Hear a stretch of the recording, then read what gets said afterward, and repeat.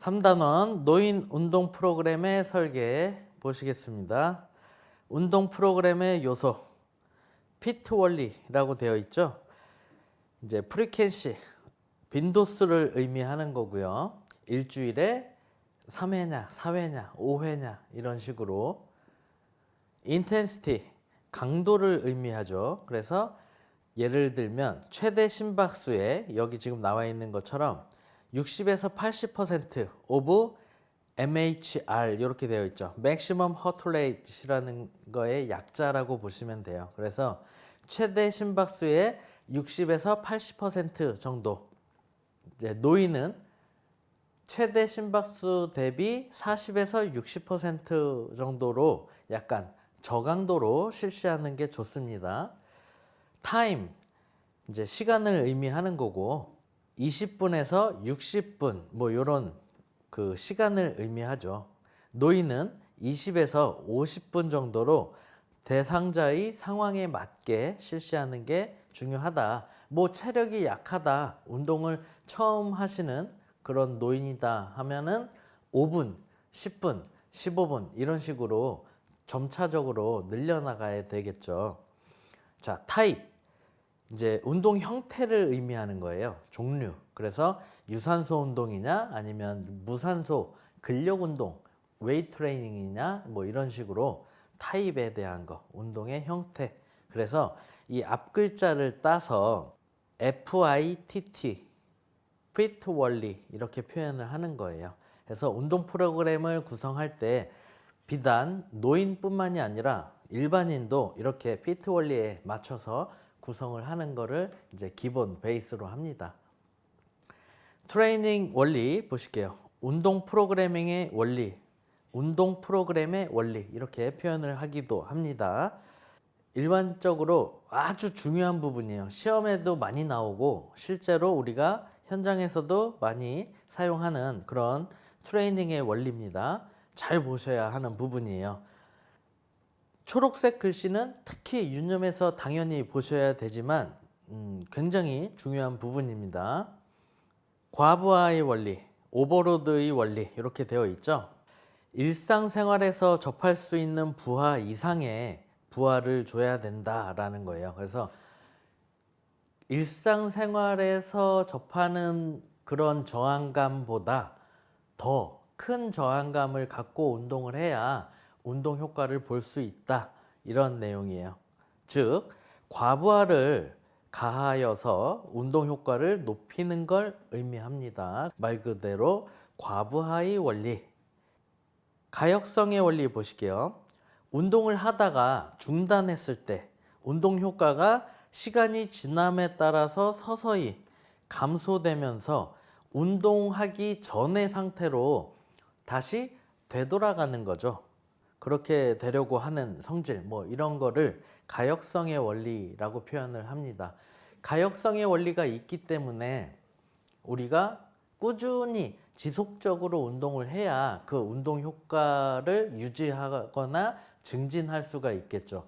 운동을 보통 한 보름 이상 휴식을 취하게 되면 가역성의 원리가 점점 이렇게 적용이 된다 이렇게 표현을 하거든요. 그래서 그 텀을 쉬는 텀을 너무 길게 가져가지 않는 것이 중요합니다. 그리고 일주일에 2번이든 1번이든 꾸준히 그래도 운동을 지속해 줘야 가역성의 원리를 받지 않게끔 되겠죠. 가역성의 원리 예시를 보시면 올해 70세인 박 할머니는 지난 6개월 동안 집 근처 헬스장에서 하루 1시간씩 주 5회 이상 노인 스포츠 지도사와 운동을 하여 체력이 향상되었으나 최근 코로나 때문에 운동을 3개월 동안 하지 못해서 지금은 계단을 오르는 것조차 힘들어졌다. 아주 정확하게 가역성의 원리에 대한 예시죠. 운동을 하다가 중지했을 때 점점점 그 운동 효과가 시간이 지남에 따라서 서서히 감소되는 거죠. 그래서 운동을 하기 전의 상태로 되돌아가게끔 되는 거. 그래서라도 이제 꾸준히 규칙적으로 주 3회 아니면 주 5회 뭐 정말 시간이 없고 바쁘면은 주 1회, 2회라도 운동을 할 수 있도록 해서 가역성의 원리에 빠지지 않도록 하는 게 굉장히 중요하다. 이렇게 보시면 되겠습니다. 특수성의 원리. 특정한 운동 종목에 대한 향상을 위해 트레이닝 방법을 좀 더 특수하게 구성하는 것을 의미합니다.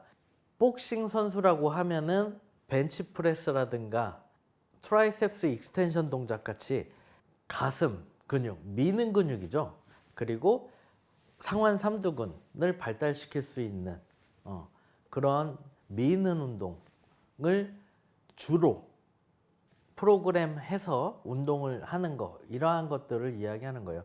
보통 입식 타격의 경기를 했었던 K1 같은 격투 운동 선수들은 미는 형식의 운동을 좀 많이 사용하는 게 더 좋을 수 있겠죠. 그리고 UFC 아니면 유도 이런 운동 스포츠 종목들은 당기는 운동을 또 많이 사용할 수가 있겠죠. 끌어당겨서 넘어뜨리고 맺히고 이러한 것들이 다 당기는 거에서 기술이 나오기 때문에 예를 들면 뭐 바벨 로우라든가 풀업이라든가 덤벨 컬, 바벨 컬 이런 식으로 당기는 형태의 운동으로 좀 특수하게 구성을 하는 거, 이러한 것들을 의미합니다. 그리고 조금 더 나아가면 복싱 선수가 뭐 조만한 작은 덤벨을 가지고 덤벨을 손에 잡고 있는 쥔 상태에서 이 복싱 잽이나 이렇게 뭐 펀치를 날리는 훈련을 하는 거, 이러한 것들도 특수성의 원리에 해당이 된다라고 보시면 되겠습니다. 제가 처음에 바디빌딩 입문했을 때가 고등학교 한 1, 2학년 때인데 그때 제 컴플렉스는 하체가 너무 좋고 상체가 굉장히 왜소하다는 거였어요. 왜냐하면 저는 어렸을 때 육상이나 태권도 선수 생활을 했기 때문에 하체에 대한 지상 훈련을 굉장히 많이 했었기 때문에 하체가 어마어마하게 두꺼웠어요. 청바지가 잘 들어가지도 않았고 하체가 너무 컸고 상체가 작았기 때문에 상체를 운동을 해서 밸런스를 좀 맞춰보자 라는 생각을 또 갖고 있었거든요. 그렇게 해서 운동을 시작해서 상체 운동을 좀 위주로 하니까 하체하고 상체하고 밸런스가 맞아진 거죠. 즉 내가 원하는 부위를 발달시킬 수 있는 거예요. 만약에 상완 이두근, 팔을 내가 뽀빠이처럼 두껍게 하고 싶다 그러면 상완 이두근하고 상완 삼두근 운동을 하고 상완근 운동을 하고 이런 식으로 팔 운동을 집중적으로 하면은 그 부위만 발달이 되는 거, 이게 특이성의 원리다. 여기까지 이렇게 보시면 돼요. 자, 개별성의 원리.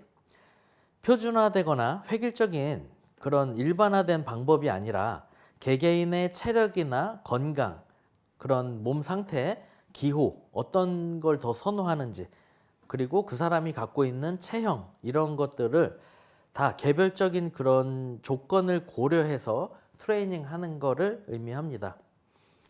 개별성이라는 이 원리가 퍼스널 트레이닝에 아주 적합하겠죠. 제대로 딱 들어맞아야 되겠죠. 왜냐하면 개개인의 갖고 있는 신체 능력이라든가 팔 길이, 다리 길이, 힘, 선호하는 어떤 그 기호도 등등 여러 가지가 다 다를 수 있기 때문에 그 사람이 또 원하는 뭐 근비대를 원한다든가 기능성 향상을 원한다든가 이러한 개별적인 요구도에 맞춰서 트레이닝을 진행하는 것을 의미하죠. 그렇기 때문에 그냥 이렇게 딱 세팅되어 있는 어떤 일반화되어 있는 프로그램을 누구한테나 다 똑같이 입히는 거는 사실 개별성의 원리가 적용된 게 아니에요. 그렇죠? 그러한 차이가 있다라고 보시면 되죠. 조금 더 설명을 드리면 만약에 어떤 사람은 이 팔 길이가 여기 전완 부분, 엘보우에 가까운 아랫팔이 더 긴 경우도 있을 수 있고 이 윗팔이라고 하는 상완 부분이 더 긴 경우가 있을 수도 있어요. 맞죠? 그러면 똑같이 덤벨 컬 동작을 하더라도 이 아랫팔이 긴 사람의 경우는 상완 이두근을 타겟으로 해서 운동을 할 거면 약간 각도가 달라져야 되는 부분이 생길 수 있어요. 그렇죠?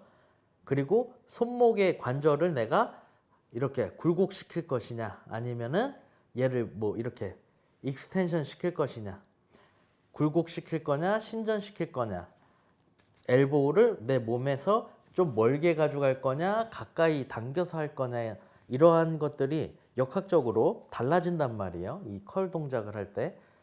그래서 똑같은 덤벨 컬, 바벨 컬 동작인 것 같지만 이 아랫팔이 긴 사람이냐 아니면 이 상완이 긴 사람이냐에 따라서 이 잡는 위치가 달라져야 된다. 이런 것도 개별성의 원리가 들어간다라고 보시면 돼요. 그래서 똑같이 그냥 획일적으로 덤벨 컬 동작을 시키는 게 아니라 이러한 각도라든가 위치, 관절의 위치 이런 것들을 바꿔줘야 된다. 그렇기 때문에 여러분들이 공부를 더 많이 해서 더 효율적인 운동을 할 수 있게끔 지도할 수 있는 그러한 능력을 계속 꾸준히 갖춰 나가셔야 되는 겁니다. 점진성의 원리 보실게요. 운동의 양이나 강도를 점진적으로 늘려가면서 운동하는 거 쉽죠? 점진성의 원리니까 점점 더 높여나가는 거죠. 그래서 무게를 10kg 했다가 20kg 했다가 30kg 했다가 이렇게 늘려나가는 것도 점진성의 원리에 해당이 되고, 이거를 좀 더 정확하게 표현을 하면 점진성 과부하의 원리라고 표현을 해야 되는 거고, 운동에 대한 난이도가 쉬운 거에서 어려운 순으로 진행이 되는 거를 점진성의 원리라고 이해하시면 됩니다. 반복성의 원리, 일시적이 아닌 정기적으로 반복하여 운동의 효과를 높이는 거. 반복을 계속 해야 되는 거죠. 빈도를 꾸준히 가져가는 것처럼 가슴, 등, 이두, 삼두, 하체, 어깨 이렇게 분할해서 운동을 하는 프로그램을 반복적으로 가져가는 거죠. 주 2회씩 일어날 수 있게끔. 한 부위당, 근육 한 부위당 주 2회씩 운동이 진행이 될 수 있도록 세팅하는 거, 그렇게 반복하는 거, 그렇게 해야 운동 효과가 더 효과적이다라는 거죠.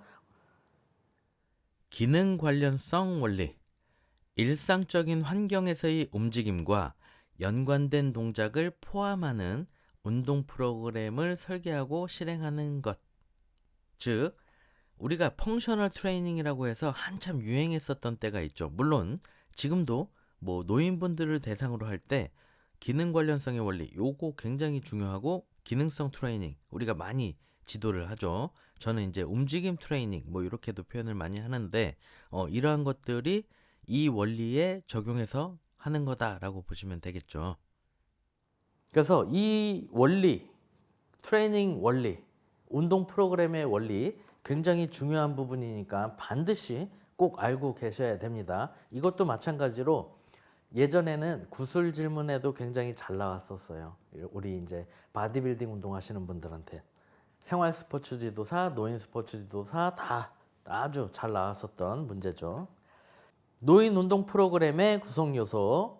운동 프로그램에는 심폐지구력, 근력, 유연성, 운동 등이 포함된다.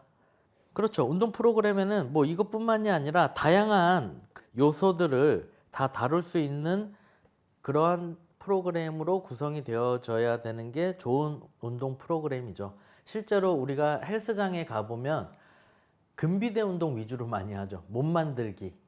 바디빌딩이 열풍이기 때문에 몸 만드는 거 위주로 많이 하는데, 사실은 자기가 필요한 운동도 해야 되지만 부족한 부분에 대한 운동도 해야 되거든요. 그래서 가동성에 대한 운동을 한다던가, 안정성에 대한 운동을 한다던가, 고유감각 수용체에 대한 운동을 한다던가, 뭐 민첩성에 대한 운동을 한다던가 등등 필요한 어떤 요소들을 다 다룰 수 있는 그런 운동이 사실은 더 건강한, 제대로 된 좋은 프로그램이라고 할 수가 있겠죠. 그래서 뭐 노인 운동 프로그램을 구성할 때 뭐 민첩성 막 이런 거를 하라는 게 아니고, 그렇죠? 심폐지구력이라든가 그래야지 일상적으로 활동을 할 수 있겠죠. 일상생활을 잘 영위할 수 있게끔 하기 위한 기본 중의 기본이죠. 심폐지구력, 그리고 이제 근력, 하체의 근력 같은 게 부족하고 이러면은 위험할 수 있으니까 낙상도 일어날 수 있고, 그렇죠? 그리고 유연성 이런 것도 마찬가지. 가동성이 제한되어 있으면은 낙상 사고라든가 아니면은 뭐 이렇게 염좌, 발목을 접지른다든가 이러한 그 상해, 부상의 위험이 있기 때문에 이러한 것들을 기본적으로 이제 운동 프로그램에 잘 구성을 해줘야 된다라는 거죠.